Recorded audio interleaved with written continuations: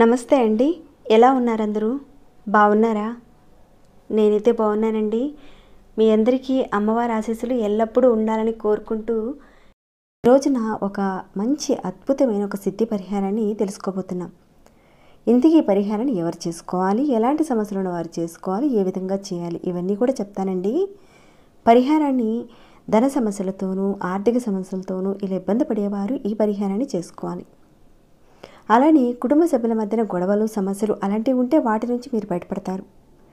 ఆకస్మిక సంఘటనల నుంచి, ప్రమాదాల నుంచి, యాక్సిడెంట్స్ ఇలాంటి వాటి నుంచి కూడా మీరు బయటపడతారు.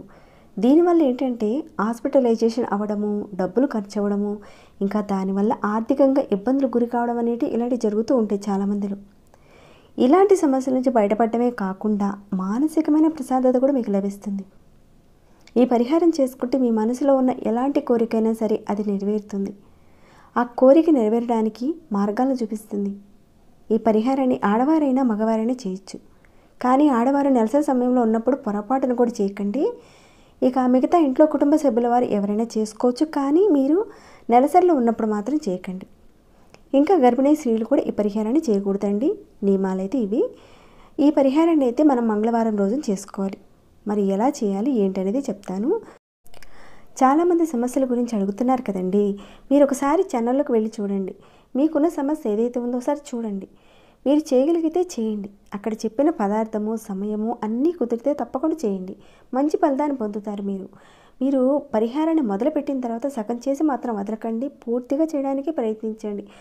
చూద్దాము అని ఈ విధంగా మీరు కాకుండా, నేను ఈ పరిహారం చేసుకుంటే నాకు ఖచ్చితంగా ఫలితం వస్తుంది అని ఒక ఫుల్ కాన్ఫిడెంట్తో చేయండి. పరిపూర్ణమైన నమ్మకం, విశ్వాసంతో చేయండి. మంచి ఫలితం వస్తుంది.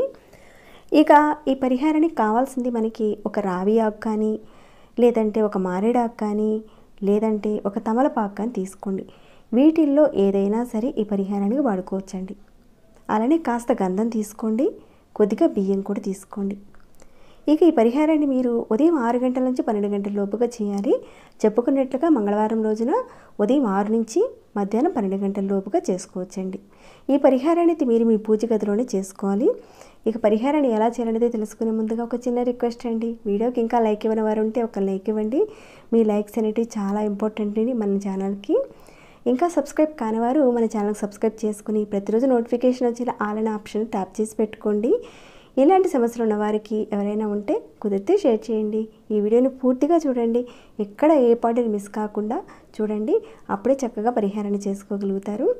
ఇక ఈ పరిహారం విషయం చూసుకుంటే ఇప్పుడు మనం మంగళవారం రోజున మీరు ఉదయాన్నే చక్కగా లేచి స్నానాది కార్యక్రమాలు ముగించుకొని, మీ దగ్గర తమలపాకు ఉంటే తమలపాకు తీసుకోండి, లేదా రావి ఆకుంటే రావి ఆకు కానీ, లేదా మారేడు ఆకుంటే మారేడాకు కానీ తీసుకోండి. మీకు ఏది అవైలబుల్గా ఉందో తెచ్చిపెట్టుకోండి. ముందు రోజే తెచ్చిపెట్టుకోండి. అంటే కొన్ని పరిహారాల విషయాల్లో ఆ రోజునే తెచ్చుకొని చేసుకునే విధానాలు ఉంటాయి. కానీ ఈ పరిహారం విషయంలో ముందు రోజు తెచ్చుకొని ఉంచుకొని ఈ పరిహారాన్ని చేసుకోవచ్చు మనం. కొన్ని పరిహారాల్లో అలాంటి అవకాశం ఉండదండి. ఇక ఈ పరిహారంలో ముందు రోజే ఆకును తెచ్చుకొని వాడుకోవచ్చు. అలానే ఇతరులు కోసుకొచ్చి ఇచ్చినా కానీ ఆ ఆకులను కూడా మీరు ఈ పరిహారానికి వాడుకోవచ్చు. ఇక మీ పూజ గదిలో చక్కగా కూర్చొని ఇప్పుడు చెప్పిన ఈ 3 ఆకుల్లో నుంచి ఏదో ఒక ఆకును తీసుకోండి. ముందుగా ఆకుని శుభ్రంగా కడిగి పక్కన ఉంచుకోండి. తర్వాత మీరు ఒక చిన్న ప్లేట్లో కాస్త గంధం వేసి, నీళ్లు వేసి పేస్ట్లా ఈ విధంగా తయారు చేసి పెట్టుకోండి. ఇక్కడ నేను రావి ఆకు మీద చూపిస్తున్నానండి. మీ దగ్గర ఏ ఆకు ఉందో దాని మీదనే చేయండి. తర్వాత మీరు ఒక పుల్ల కానీ, లేదంటే మీ ఉంగరపు వేలుతో కానీ ఈ ఆకు మీద ఒక 9 సార్లు రామ రామ అని రాయాలి. నేను పుల్లతోనే చేసి చూపిస్తున్నానండి. కాస్త ఈ గంధాన్ని తీసుకొని పుల్లతో రామ రామ అని రాయండి. మనస్ఫూర్తిగా మీకు ఏదైతే సమస్య ఉందో ఆ సమస్య తీరిపోవాలి అని అనుకుంటూ చేయండి. ఇక ఈ ఆకు ఉంది కదండి, నిలువుగా రాసుకోవచ్చు. ఈ ఆకు మీద అడ్డంగానైనా సరే మీరు రాసుకోవచ్చు. అలా రామ రామ అని అనుకుంటూ చేయండి. ఇక్కడ నేను చూపించిన విధంగా రాస్తే సరిపోతుందండి. ఇలానే చేయండి చాలు. అంటే ఇప్పుడు చెప్పిన ఈ 3 ఆకులు ఉన్నాయి కదండి, ఈ 3 ఆకుల్లో నుంచి ఏదో ఒక ఆకు తీసుకొని చేయండి. ఒకవేళ ఈ బిల్వపత్రం ఉంది కదండి, ఈ బిల్వపత్రం 3 ఆకులతో కలిసి ఉంటుంది. ఈ విధంగా ఉంటుంది కదండి. అప్పుడు మీరు ఈ ఒక్క ఆకు మీద రాస్తే సరిపోతుంది.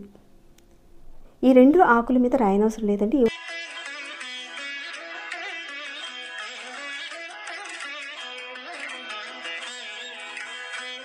ఇలా రాసిన తర్వాత ఈ ఆకు వెనక భాగాన మీ యొక్క కోరిక రాయండి. నాకు డబ్బులు కావాలనో, నాకు వివాహం జరగాలి, నా కుటుంబ సభ్యులు అనుకూలంగా ఉండాలి, ఇలా ఏదైనా ఒక కోరికను ఈ గంధంతో రాయండి వెనక వైపున.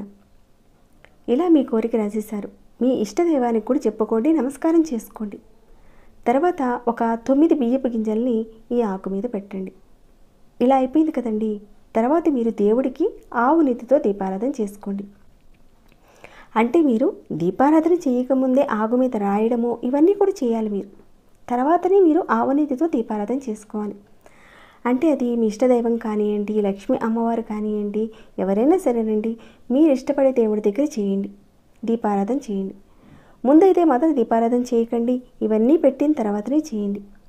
ఆ రకంగా దీపారాధన చేసిన తర్వాత మీ మనసులో ఉన్న కోరికను దేవుడికి చెప్పుకోండి. ఏదైతే మనసులో సమస్య ఉందో అది తీరిపోవాలి, కోరిక ఉంది అది నెరవేరాలి అని చెప్పి రాసుకోండి. అలానే చెప్పుకోండి దేవుడి దగ్గర. ఇక ఏదైతే మీరు ఈ వారం కోరిక సమస్య రాశారో నెక్స్ట్ వారం కూడా ఇదే విధంగా కోరిక రాసుకోవాలి, చెప్పుకోవాలి. అంటే ఈ వారం మనం ఒక కోరిక చెప్పుకున్నాం కదండి, వచ్చే వారం కూడా అదే విధంగా చెప్పుకోవాలి. ఒకవేళ రాశారు కదండి కోరిక, అది తీరిపోయింది, నెరవేరింది మీకు, మళ్ళీ వేరే ఒక కోరికను సమస్యను కానీ మీరు రాసుకోవచ్చు. ఈ విధంగా మీరు రాసిన తర్వాత ఈ ఆకుని మీ ఇష్టదైవం ముందు ఒక రోజంతా అలానే ఉంచండి. అంటే ఆ రోజున ఉదయం చేస్తారు కదండి, ఇక ఆ రోజునంతా ఉంచేసేయండి. ఇక రెండవ రోజున మీరు స్నానాది కార్యక్రమాలు చేసుకుని ఈ ఆకును తీసి ఏదైతే మీ ఇంట్లో ఒక మట్టి కుండీ కానీ ఏదైతే కుండీ ఉంటుంది కదండి, కాస్త మట్టి తీసేసి ఈ ఆకును పెట్టి పైన మట్టితో కప్పేసేయండి. ఇలా మీరు ఒక 5 మంగళవారాలు చేయాలి. ఒకవేళ మధ్యలో ఆడవారికి నెలసరి సమయం వచ్చినప్పుడు ఆ వారాన్ని వదిలేసి మిగతా వారాలు చేసుకోండి. ఈ పరిహారాన్ని మనస్ఫూర్తిగా కరెక్ట్గా చేసినట్లయితే ఒకే ఒక్క రోజులోనే మార్పు కనిపించే అవకాశం ఉంటుందండి. నమ్మకంతో చేయండి, ఖచ్చితంగా ఫలితాలు వచ్చే అవకాశాలు ఉంటాయి. ఇక ఈ పరిహారానికి మనం రావి ఆకును కానీ, మారేడాకును కానీ, తమలపాకును కానీ వాడుకోవచ్చు. చెప్పిన పదార్థాలు గంధాన్ని ఖచ్చితంగా వాడాలండి. ఆవు నెయ్యితో ఖచ్చితంగా దీపారాధన చేసుకోవాలి, వేరే వాటితో మాత్రం చేయకండి. ఆ పదార్థానికి ఆ సమయంలోనే ఖచ్చితంగా పవర్ ఉంటుందండి, కోరిక తీరడానికి అవకాశం ఉంటుంది. మీరు ఏదైతే మనస్ఫూర్తిగా ఒక కోరిక అనేది ఆకు మీద రాశారో ఆ రకంగా 5 వారాల పాటు చేయాలి. ఒకవేళ మీరు అనుకున్న కోరిక ఒక వారంలోనే నెరవేరిందనుకోండి, మళ్ళీ మీరు మొదలుపెట్టి మరొక కోరిక రాసుకొని మరొక 5 వారాల పాటు చేయండి. ఏదైనా సరే ఒక కోరికను మాత్రమే రాసుకోవాలండి. మీరు ఈ ఆకుని ముందు రోజునే తెచ్చుకోండి, అంతేకాని ఒక వారం రోజులు ముందుగా తెచ్చుకొని మాత్రం చేయకండి. ఈ పరిహారాన్ని చేయడానికి ముందు రోజు తెచ్చుకొని, అంటే మంగళవారం ముందు రోజు తెచ్చుకొని పరిహారాన్ని మొదలుపెట్టండి. పరిపూర్ణమైన నమ్మక విశ్వాసంతో చేయండి, ఖచ్చితమైన ఫలితాలు ఉంటాయి. మీ కోరికలు నెరవేరాలని, మీ సమస్యలు తీరిపోవాలని ఆ భగవంతుని కోరుకుంటూ ఈ వీడియోని ఇంతటితో ముగిస్తున్నానండి. ఇంకేమైనా డౌట్స్ ఉంటే అడగండి, తప్పకుండా రిప్లై ఇస్తాను. అలానే మీకు ఎలా అనిపించింది అనేది కూడా కామెంట్ ద్వారా తెలియచేయండి. ఇంకా లైక్ చేయకుండా ఉన్నారా, ఒక్క లైక్ ఇవ్వండి. సబ్స్క్రైబ్ కానివారు మన ఛానల్కి సబ్స్క్రైబ్ చేసుకుని ప్రతిరోజు మన ఛానల్ నుంచి వచ్చే వీడియోస్ని వాచ్ చేస్తూ ఉండండి. మరొక భక్తి వీడియోలో మళ్ళీ మిమ్మల్ని కలుసుకుంటాను. అంతవరకు సెలవు.